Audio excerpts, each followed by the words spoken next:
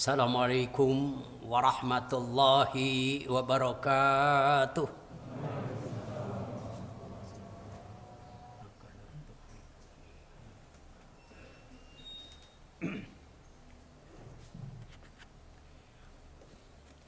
Hamdan lillah, salatan wa salaman ala rasulillah wa ala alihi wa ashabi wa mawadah.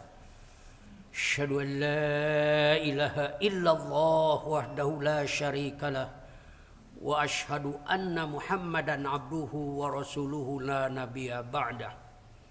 Usikum wa iyaya bitaqwallah faqad fazal muttaqun. Wa qala Allah ta'ala fil Qur'anil Karim, a'udzu billahi minasy syaithanir rajim. Ya ayyuhalladzina amanu taqullaha haqqa tuqatih wa la tamutunna illa wa antum muslimun. Wa qala aidan ya bani Israil adhkuru ni'mati allati an'amtu 'alaikum wa aufu bi ahdikum wa iyaya farhabun. Wa aminu bima anzaltu musaddiqan lima ma'akum wa la takunu awwala kafirin bih wa la tashtaru bi ayati thamanan qalilan wa iyaya fattaqun. Wa qala Rasulullah sallallahu alaihi wasallam, al-mu'minul qawiyyu khairun wa ahabbu ila Allah minal mu'minid dha'ifi wa fi kullin khairun. Jamaah rahimakumullah, alhamdulillah di siang ini masih kita dapat melaksanakan kewajiban ibadah, yaitu sholat Jumat. Mudah-mudahan sholat Jumat yang kita laksanakan itu bagian daripada maghfirah Allah subhanahu wa ta'ala, bukan hanya sekedar menunaikan kewajiban yang sudah ditentukan dalam Al-Quran dan sunnah Rasulullah sallallahu alaihi wasallam. Sudah lewat bagi kita beberapa waktu yang lalu melaksanakan saum Ramadan 1 bulan. Itu pun dijanjikan oleh Rasul sallallahu alaihi wasallam sebagai tempatnya maghfirah Allah subhanahu wa ta'ala. Karena itu Rasul sallallahu alaihi wasallam bersabda, man shoma Ramadan imanan wahtisaban ghufira lahu ma taqaddama min dzambi.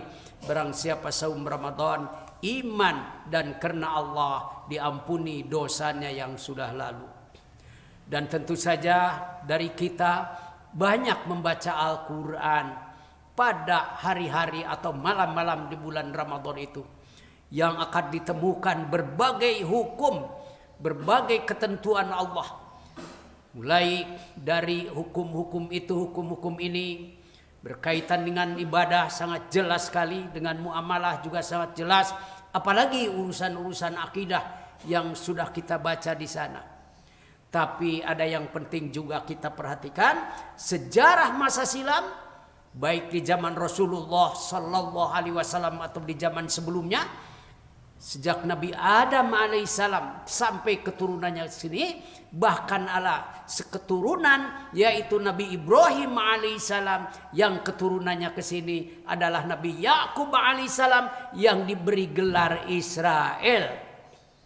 Jadi Israel itu adalah Nabi Yakub alaihissalam. Isra artinya hamba atau abdun bahasa Arabnya. Il artinya Tuhan. Israel adalah hamba Tuhan. Nabi Yakub alaihissalam adalah yang diberi gelar Israel itu.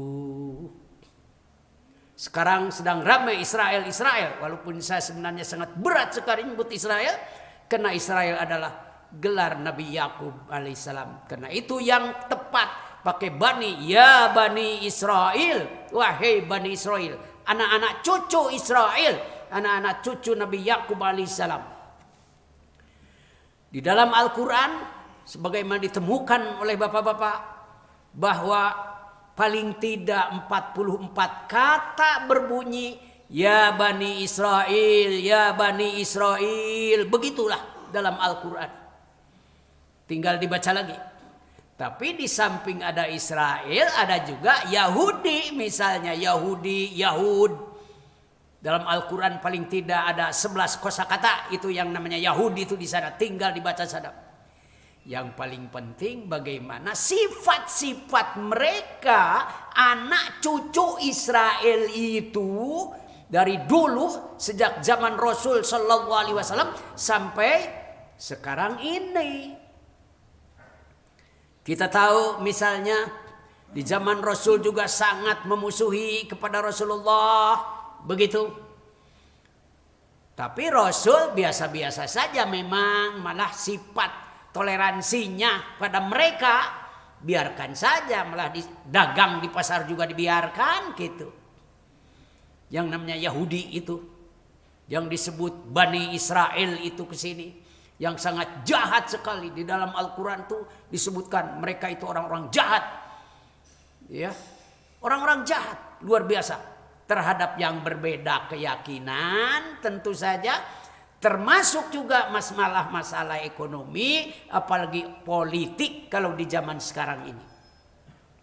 Jamaah rahimakumullah, Rasul Shallallahu Alaihi Wasallam memberikan contoh yang baik. Bahkan kalau melihat sejarah itu yang namanya orang-orang Yahudi, sampai di Spanyol pun datang kekuasaan Muslim ke Spanyol, mereka dibiarkan saja, tidak diganggu urusan akidah. Termasuk orang-orang Kristen yang ada di Spanyol, kekuasaan Cordoba yang sangat luas, sekitar 700 tahun di sana, walaupun akhirnya diusir dan banyak kaum muslimin yang dibunuh. Tidak ada yang disebut teroris, pembunuhan terhadap jutaan umat Islam. Tapi kalau umat Islam melawan, wow, teroris katanya itu. Rahimakumullah, inilah tuduhan-tuduhan kepada kaum muslimin. Sepanjang zaman, termasuk di Indonesia juga teroris-teroris. Siapa yang teroris?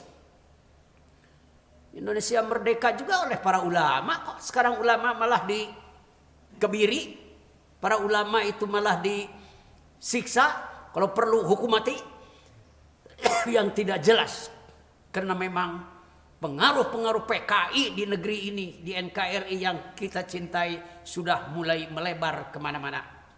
Kita kembali lagi ke Israel. Israel yang artinya Abdullah, hamba Allah, tapi sudah disalahgunakan nama itu oleh mereka sekarang ini. Khususnya orang Yahudi dan khususnya dari orang Zionis yang datang ke daerah Palestina tahun 48 itu mereka mendirikan itu, dibantu oleh negara-negara Eropa. Saya tidak akan sebutkan di sini. Siapa saja, lihat dalam sejarah, tinggal dibaca.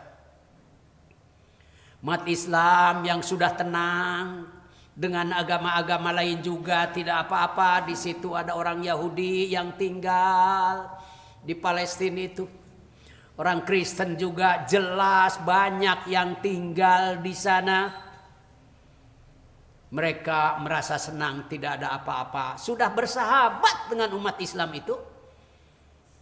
Tapi ketika datang Zionis, orang Yahudi yang datang dari negeri-negeri lain itu seperti dari Eropa misalnya, dan negara-negara lain di sana juga, ternyata melakukan tindakan-tindakan yang tidak benar. Kaum Zionis itu. Mohon maaf, saya pernah bertemu dengan tokoh-tokoh Yahudi itu. Dia ingin bersahabat ketika berkunjung ke Palestina berapa tahun lalu. Ya, diskusi. Mereka berkeinginan agar bersama-sama membangun Palestina itu, karena dianggap negara mereka juga. Saya katakan silakan diskusi dengan Perdana Menteri Palestina. Bisa enggak untuk dibagi dua? Bukan urusan saya. Saya hanya ingin mendamaikan secara agama, tidak boleh ada pertentangan, apalagi sampai pada pembunuhan. Jamaah rahimakumullah, bertahun-tahun akhirnya terjadi seperti sekarang di Palestina itu. Umat Islam itu dibunuh di sana itu. Bahkan bukan hanya laki-laki, bukan hanya perempuan, tapi anak-anak. Pelanggaran HAM yang disebut genosida itu ternyata sudah terjadi, tapi tidak ada yang berbunyi negara-negara Eropa sekarang ini.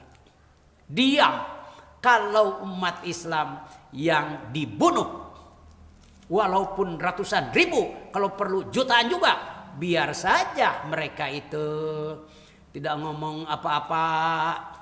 Beberapa waktu yang lalu kejadian di Myanmar juga, umat Islam yang sudah puluhan tahun tinggal di situ ternyata diusir oleh rajanya. Gak ada yang ngomong gitu kecuali negara-negara Muslim saja. Mana HAM itu, hak asasi manusia mana? Inilah dunia, termasuk yang terjadi di Palestina, di mana kejahatan-kejahatan, bahkan masjid suci yang Rasul Shallallahu Alaihi Wasallam tempat mi'raj dari situ, karena ada 3 masjid yang disucikan itu.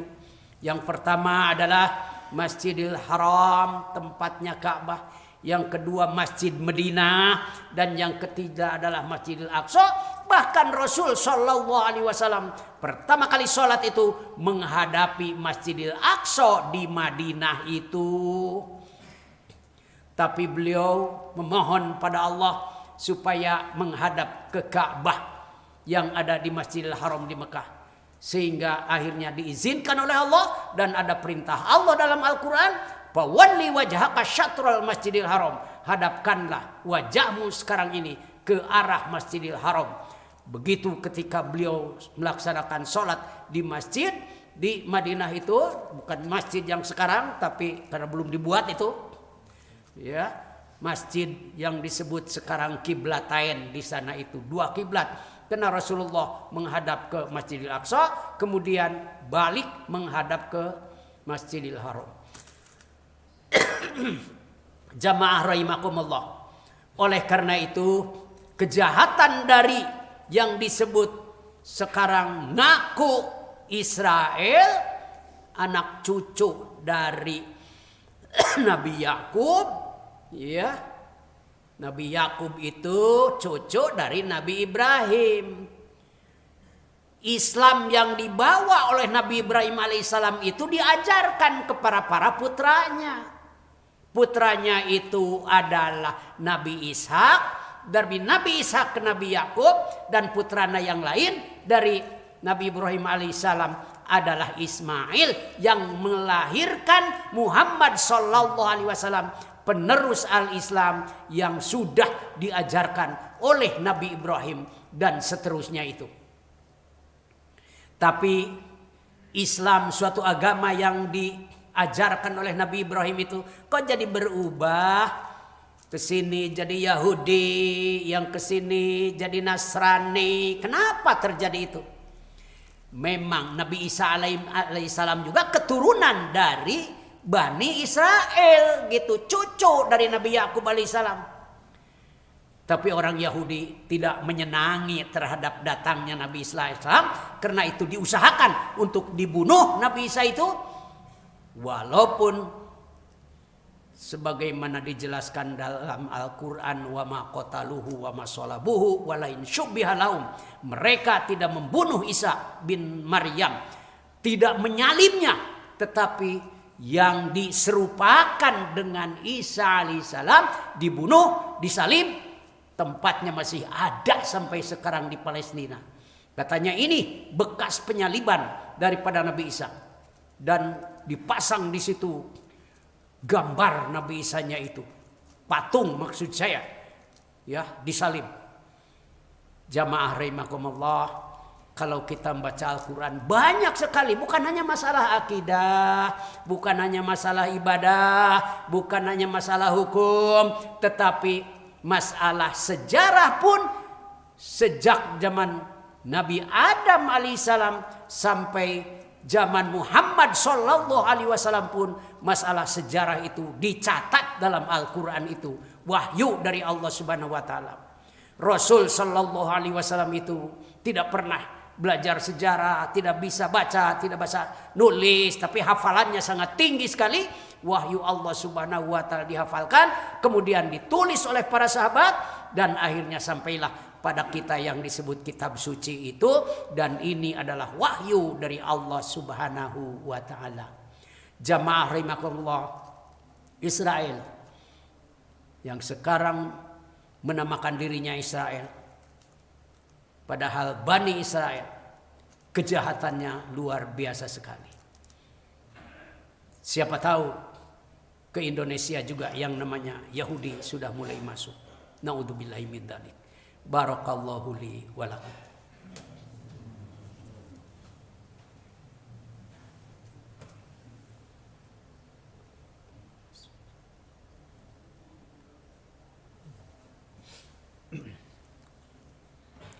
Alhamdulillahilladzi hadani hada wa ma kunna linahtadiya laula an hadanallah. Asyhadu an la ilaha illallah wahdahu la syarikalah. Wa asyhadu anna Muhammadan abduhu wa rasuluhu la nabiyya ba'da. Qala Rasulullah sallallahu alaihi wasallam, al muslimu akhul muslim. Jamaah rahimakumullah. Karena itu kehati-hatian kita dalam kehidupan itu penting sekali. Apalagi mereka ingin menghancurkan kaum muslimin. Sebagaimana di dalam Al-Quran juga sudah dinyatakan ribuan tahun lalu. Allah berfirman, Ma yawaddul ladzina kafaru min ahlil kitabi wal musyrikina ayyunazzala alaikum min khairi min rabbikum al-ayat. Tidak ingin orang-orang kafir min ahlil kitab wal musyrikin. Ahlil kitab itu tadi Yahudi dan Nasrani, termasuk penyembah berhala. Tidak ingin umat Islam ada dalam kebaikan. Begitulah kebencian mereka. Malahan bukan hanya sekedar itu. Masih di surat Al-Baqarah Allah berfirman, Wadda katsirum min ahlil kitabi law yarudunakum min ba'di imanikum kufara hasadam min indi afsim. Banyak sekali mereka berkeinginan, wadda berkeinginan sekali, katsirun banyak, min ahlil kitab dari ahlil kitab Yahudi dan Nasrani. Ya. Apa? Yarudukum min ba'di imanikum kufara, mengembalikan kalian sudah iman itu kepada kekufuran. Karena itu kalau baca di medsos dan majalah tertentu, kita akan tahu di Indonesia pun sekarang mereka sangat marah sekali untuk memurtadkan kaum muslimin. Ada beberapa hal menurut saya yang harus dilaksanakan oleh kita minimal untuk melawan mereka. Dalam kaidah fikih ada yang disebut saddud dzari'ah, menutup jalan. Sad menutup, adzari'ah jalan. Apa artinya? Man'u ma yajuzu idza adda ilal fasad. Melarang yang boleh kalau membawa kepada kerusakan. Begitu. Secara hukum tidak dilarang, boleh. Tapi membawa kerusakan ini bagaimana? Jamaah rahimakumullah. Kita harus sangat hati-hati sekali dalam berbelanja saat ini. Yang di sana adalah produk-produk Yahudi. Saya tidak akan sebutkan. Ya. Tapi pasar-pasarnya sudah banyak di kita. Begitu. Kalau tidak terlalu penting, jangan belanja ke situ. Belanjalah ke warung-warung muslim, ke toko-toko muslim, ke pasar-pasar muslim, di situ. Karena di situ bukan hanya menguntungkan orang lain, tetapi produknya adalah produk Yahudi, makanan, minuman, bahkan sampai permen. Hati-hatilah. Ini adalah upaya kita. Bagaimana ekonomi muslim juga harus dipertahankan oleh kita. Karena memang itulah yang kita harapkan ke depan umat Islam menjadi kuat. Umat Islam menjadi besar. Termasuk dalam aspek ekonomi yang sekarang jatuh sekarang ini. Saya kira itu jamaah rahimakallah.